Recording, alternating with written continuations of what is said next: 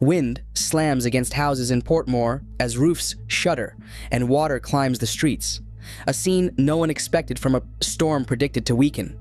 Yet, just minutes ago, Hurricane Melissa struck Jamaica as a Category 5 powerhouse, with winds topping 160 miles per hour, stronger than experts forecasted.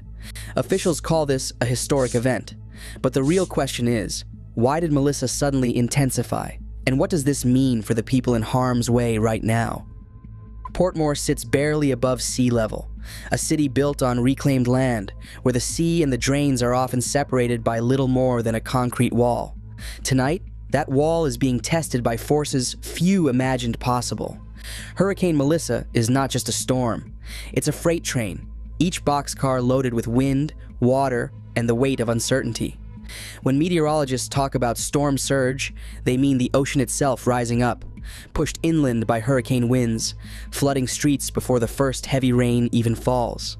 For Portmore, where many homes are less than 2 meters above the tide, a surge like this can turn entire neighborhoods into shallow lakes in minutes. The numbers are stark. Sustained winds have reached 160 miles per hour, strong enough to tear roofs from houses and snap power poles like matchsticks.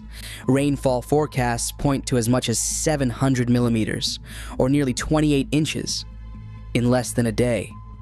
That's 5 months of rain compressed into one relentless assault. For families in low-lying areas, drains designed for summer downpours are now overwhelmed, sending water backward through streets and into living rooms. Even in Jamaica, where hurricanes are part of memory and myth, Melissa's combination of strength and slow movement is rare. The storm has slowed to a crawl, stretching the danger window from hours to an entire night and beyond. What's unfolding in Portmore is not just about wind speed or rainfall totals. It's about people, families weighing whether to move to crowded shelters, elders remembering storms past, children watching water rise at the doorstep. As the night deepens, the question is not just how strong Melissa is, but how much more the city can take before the line between land and sea disappears. Power flickers, then vanishes. Across Kingston, Portmore, and Spanish Town, entire neighborhoods are plunged into darkness. Jamaica Public Service reports widespread outages, with grid failures radiating outward from the southern coast. For many, this will not be a matter of hours, but days, perhaps weeks, before the lights return. The loss is more than inconvenience. Refrigerated medicines, water pumps, and communication lines all depend on a steady current. At Norman Manley International Airport, all flights are grounded. The last departures cleared the runway by midday, and the terminal now stands empty, its windows rattling as wind speeds climb. Sangster International in Montego Bay, too, has suspended operations, with travelers and staff sheltering in place until further notice. Jamaica's airspace is closed to commercial traffic, and emergency flights are on hold until conditions allow safe passage. At the Kingston Container Terminal, operations have ceased. Cranes are locked down, gates secured, and port authorities have issued a notice: no vessel movements until the all-clear is given. The island's main artery for food, fuel, and medical supplies now sits idle, its fate tied to the storm's path.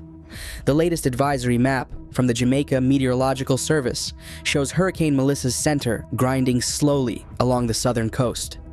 The official track cone, updated as of 1400 local time, extends uncertainty inland, with wind fields and rainfall swaths covering the entire island. This map diverges from forecasts just 24 hours ago. Melissa's core is both stronger and slower than predicted. For every community within the cone, the message is clear: infrastructure is under strain, and the situation is changing hour by hour.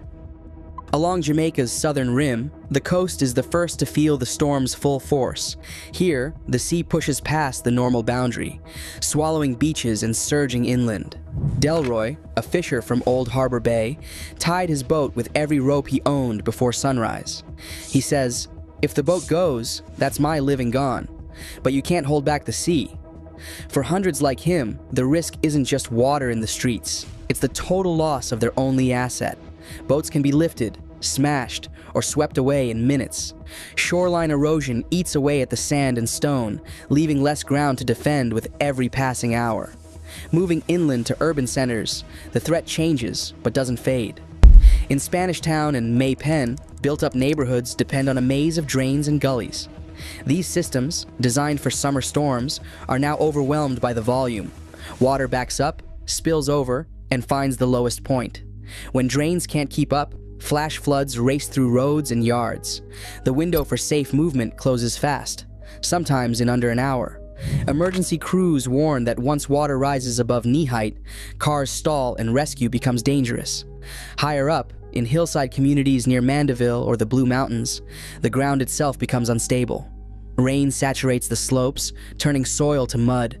Landslides can start with little warning, especially where hillsides have been cut for housing. In these areas, the first sign is often a crack in the earth or the sudden sound of shifting rock.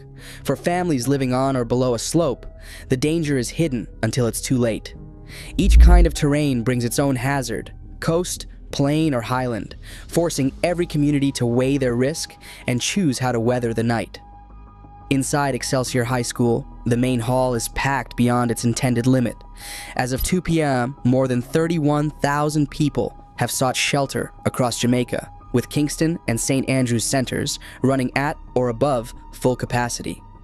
Pauline Brown, the shelter manager, walks the aisles between sleeping mats and plastic chairs, counting heads and checking for anyone showing signs of illness. She's short on cots, and the backup generator is humming steadily. Fuel reserves are meant to last 2 days, but with the power grid down, every hour counts.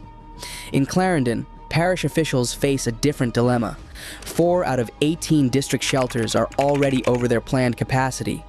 The roads in and out, especially those crossing the Milk River and the Hayes to Lionel Town corridor, are flagged for closure as soon as water overtops the bridges.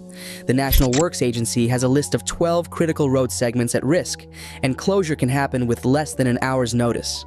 For some communities east of Rocky Point, this means the window to move is closing fast.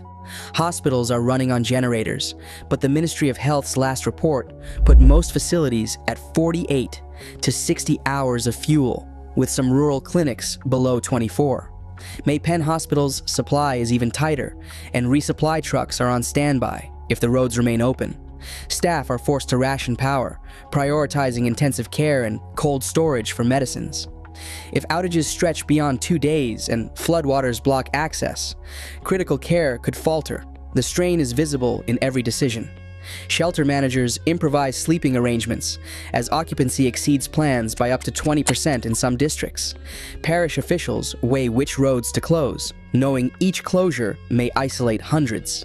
For those inside, the question is not just how to endure the storm, but how long resources will last until help can reach them again. Forecast maps often show a wide, shaded area called the cone.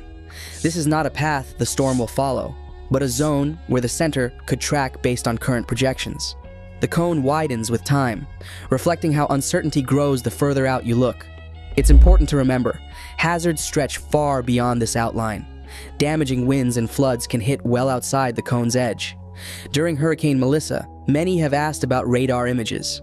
Jamaica's main coastal radar, crucial for tracking rainfall and wind shifts in real time, went offline for maintenance just days before landfall. That gap means forecasters rely more on satellite estimates and ground reports, increasing the margin for surprise.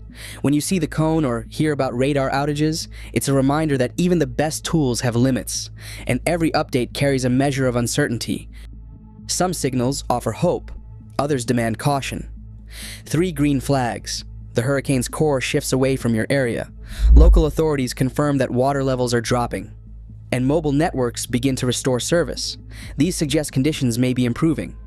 But 3 red flags mean stay alert. Storm surge continues to rise inland. Emergency alerts warn of new flooding or landslides, and power remains out with no estimated restoration.